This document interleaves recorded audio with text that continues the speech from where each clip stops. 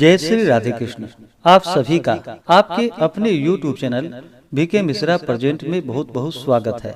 आइए आज आप सब सुनेंगे मार्गशीर्ष मास महात्म्य कथा में 17वें अध्याय की कथा, जो कि यह कथा अंतिम अध्याय है।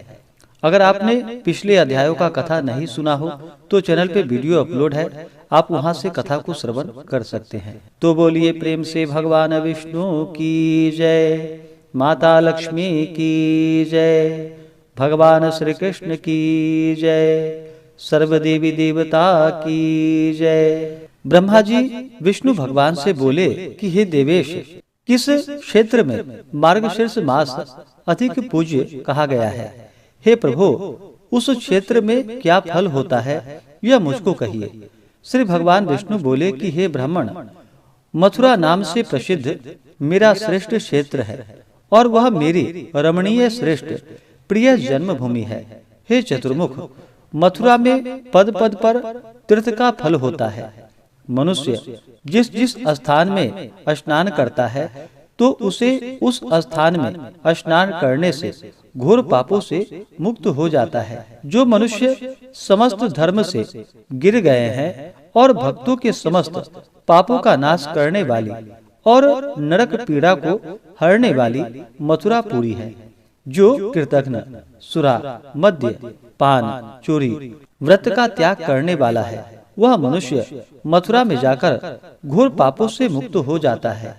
जैसे सूर्योदय के होने पर अंधकार, वज्र के भय से पर्वत, गरुड़ को देखकर सर्प और वायु के झकोरों से मेघ नष्ट हो जाते हैं, तत्व ज्ञान आत्मज्ञान से दुख, सिंह को देखकर हाथी नष्ट हो जाते हैं। हे सूत, वैसे ही मथुरा के दर्शन से पाप नष्ट हो जाते हैं। ब्रह्म हत्या से युक्त भी मनुष्य भक्ति युक्त होकर श्रद्धा से मधुपुरी यानी कि मथुरा को देखकर शुद्ध हो जाता है। तो फिर दूसरे पातकी के संबंध में कहना ही क्या, अर्थात दूसरा पातकी तो मुक्त हो ही जाता है। स्नान के निमित्त मथुरा गमन करने वाले मनुष्य के समस्त पाप निराश होकर शरीर से पृथक यानी कि अलग होकर चले जाते हैं। जो आनुषंगिक अकस्मात मथुरा को जाते हैं अथवा वे लोग वहां जाकर स्नान मात्र से पाप से मुक्त होकर स्वर्ग को चले जाते हैं। जो मनुष्य मेरे नाम का ही उच्चारण करते हैं, वहां पर हमेशा निश्चय रूप रहा करते हों और सतयुग तथा उत्तरायण सूर्य रहा करते हैं। हे चतुर्वक्त्र, जो दूसरे के मथुरा मंदिर को नाम लेने पर मेरे मथुरा मंदिर का नाम सुन लेता है, वह भी उसी समय पाप से मुक्त हो जाता है। हे सूत, जो लोग 3 रात्रि तक उस मथुरा में वास करते हैं, उनके देख लेने से और स्पर्श से तथा चरण धूलि से मनुष्य पवित्र हो जाता है। जिस तरह तृण के समूह को अग्नि की चिंगारी जला देती है, उसी तरह मथुरापुरी महान पापों को जलाकर नष्ट कर देती है। जो सर्व मंडल के समस्त तीर्थों के स्नान से पुण्य होता है, उससे बहुत अधिक पुण्य मथुरा के तीर्थों से कहा गया है। जो चारों वेदों के अध्ययन से पुण्य होता है, वह पुण्य मथुरापुरी के स्मरण करने वाले मनुष्यों को होता है। अन्य स्थान का किया गया पाप तीर्थ स्थल में जाने से नष्ट हो जाता है और तीर्थों में किया गया पाप वज्र लेपन हो जाता है तथा मथुरा में किया गया पाप मथुरा में नष्ट हो जाता है और उस मथुरा में रहने वाले से मनुष्य धर्म, अर्थ, काम, मोक्ष को प्राप्त करता है। हे चतुर्वक्त्र, जो दूसरे स्थान में प्रारब्ध पाप फल 10 वर्ष तक भोगने में आता है, वह मथुरा में 10 दिन में भोग लेता है। मथुरा के समान स्वर्ग, पाताल, अंतरिक्ष और मनुष्य लोक में प्रिय स्थान नहीं है। केवल मथुरा में सर्वदा मेरे प्रिय स्थान कहा गया है। समस्त तीर्थों में मथुरा अधिक श्रेष्ठ स्थान है।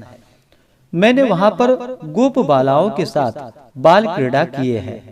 जो फल 33,000 वर्ष तक भारतवर्ष में वास करने से होता है, वह फल मथुरापुरी के स्मरण करने से हो जाता है। राहु द्वारा सूर्य नारायण के ग्रसित हो जाने पर सूर्य ग्रहण में जो पुण्य होता है उससे भी अधिक पुण्य मथुरा में प्रतिदिन होता है।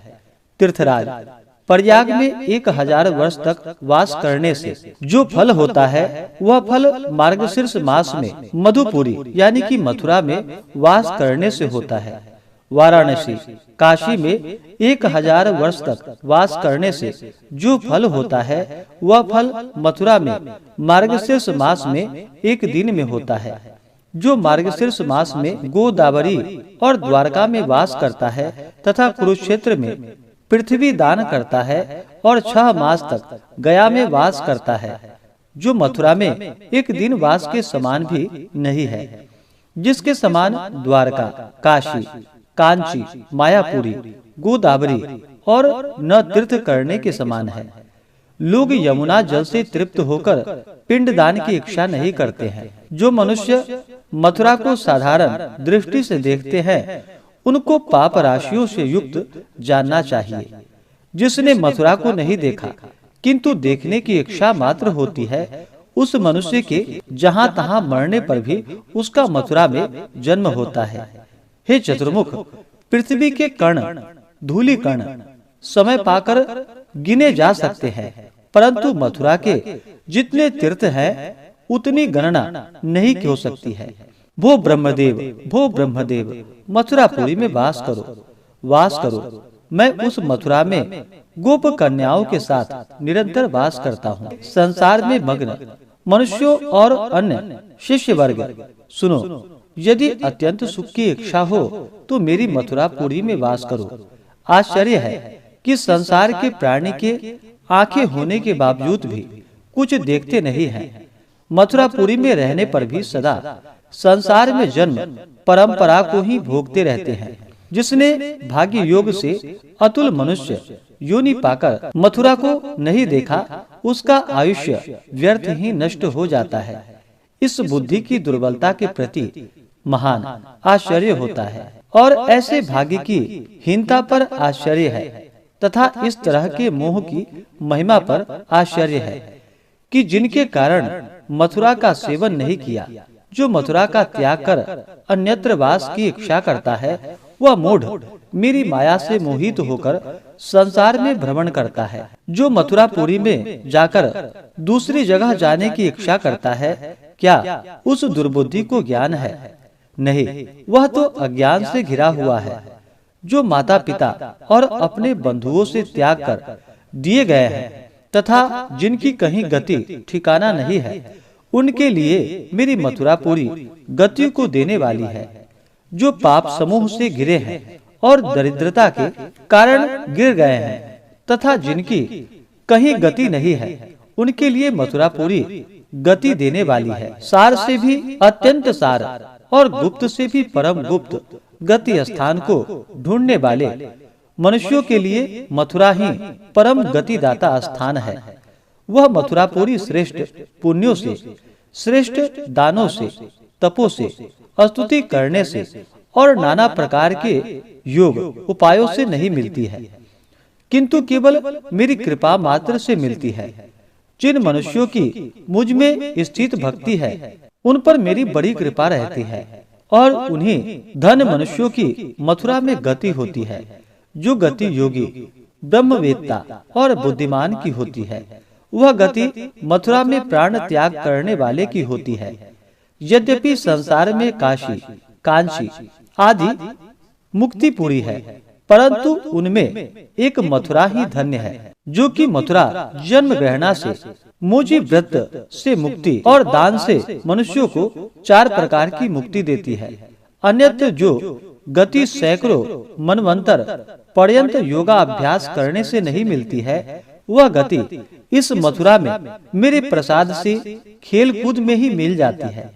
जिस मथुरा में पाप से भय नहीं है और यमराज से भय नहीं है तथा गर्भवास का भय नहीं है, उस मथुरा क्षेत्र का आश्रय कौन मनुष्य नहीं करता। हे ब्राह्मण, मथुरा में जो पुण्य होता है उस पुण्य का फल सुनिए।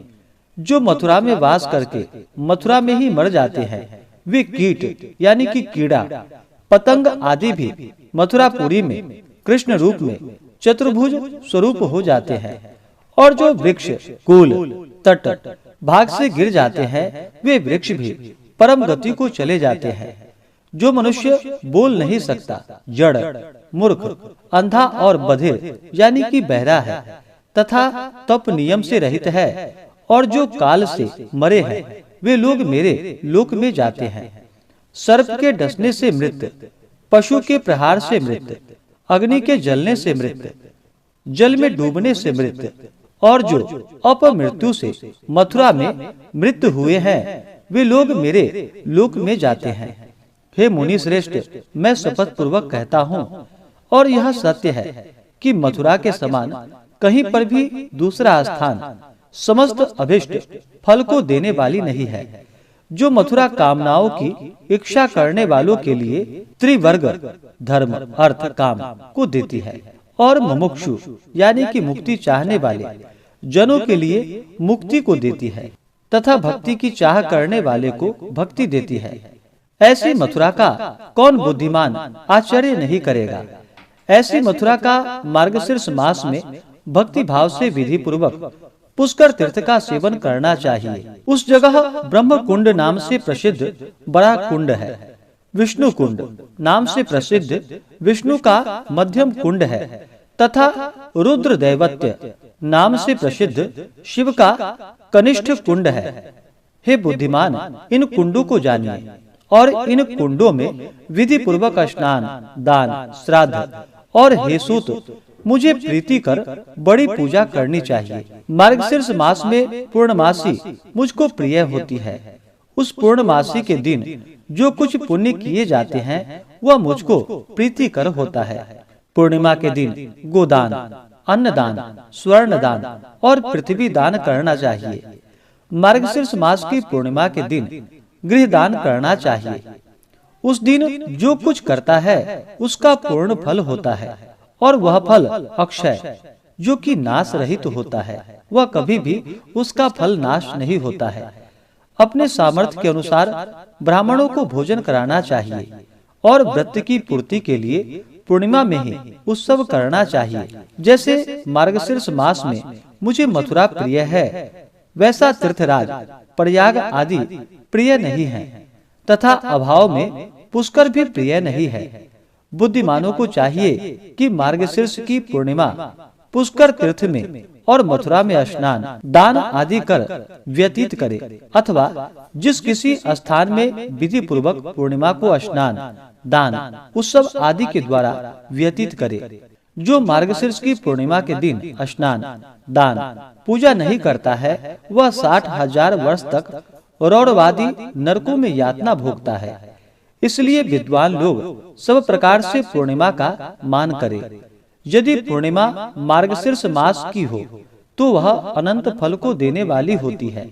हे वत्स, जिस प्रकार मैंने मार्गशीर्ष को अपना प्रिय बतलाया है, उस मार्गशीर्ष मास में जो भक्ति से स्नान, दान, व्रत, उत्सव आदि करता है उसको जो कुछ पुण्य फल होता है उसको सुनिए। 10,000 तीर्थों में स्नान, दान आदि करने से जो पुण्य होता है वह मार्गशीर्ष मास में करने से जो पुण्य होता है, तथा समस्त यज्ञों के करने से जो पुण्य होता है वही फल इस मार्गशीर्ष मास में होता है। और पुत्रहीन मनुष्य पुत्र को पाता है, निर्धन धन को, विद्यार्थी विद्या को, रूप का अर्थी रूप को पाता है, ब्राह्मण ब्रह्म वर्चस्वी, ब्रह्म तेजस्वी, क्षत्रिय विजयी और वैश्य निधिपति होता है, तथा शूद्र पातक से मुक्त हो जाता है। हे मानव, जो तीनों लोकों में दुर्लभ और दुष्प्राप्य वस्तु है उस सबको मार्गशीर्ष मास के सेवन से मनुष्य प्राप्त करता है, इसमें कोई संशय नहीं है। हे सूत, यद्यपि जो इन कामनाओं में आसक्त मनुष्य है, हे चतुर्वक्त, वे अंत में तृप्त हो जाते हैं। और हे महाभुज, पुनः कामनाओं के लिए मार्गशीर्ष मास का सेवन करे। मुझे वश में करने वाली सुंदर श्रेष्ठ भक्ति अत्यंत दुर्लभ होती है। वह भक्ति मार्गशीर्ष मास में करने से पुत्र की प्राप्ति होती है। हे चतुर्मुख, मार्गशीर्ष मास मुझे प्रिय है और सर्वदा मेरा प्रिय रहेगा। इसलिए इस मास के सेवन से और मेरे प्रसाद से समस्त वस्तु को पाता है। इस प्रकार से श्री स्कंद महापुराणे एकाशीतिहास्याम संहितायाम द्वितीय वैष्णव खंडे मार्गशीर्ष मास महात्म्य श्री विष्णु चतुर्मुख संवादे मार्गशीर्ष महात्म्य 17वें अध्याय की कथा पूर्ण हुई। तो बोलिए प्रेम से भगवान विष्णु की जय, माता लक्ष्मी की जय, भगवान श्री कृष्ण की जय, सर्वदेवी देवता की जय। तो आज यह 17वां अध्याय जो कि मार्गशीर्ष मास महात्म्य कथा का अंतिम अध्याय था, आप अगले दिन से जो कि दूसरे कथा को श्रवण कर पाएंगे। मार्गशीर्ष मास महात्म्य में जो कि 17वें अध्याय तक कथा आज पूर्ण हो गई। इसी प्रकार से ज्ञानवर्धक जानकारियां प्राप्ति के लिए, कथा को सुनने के लिए चैनल पे अगर आप नए हैं तो चैनल को लाल बटन दबा करके सब्सक्राइब करें, साथ में बेल आइकन घंटी को दबाएं ताकि वीडियो का नोटिफिकेशन आपको समय से मिलता रहे। वीडियो को लाइक करें, शेयर करें, सुखी रहें और स्वस्थ रहें। जय श्री राधे कृष्ण। धन्यवाद।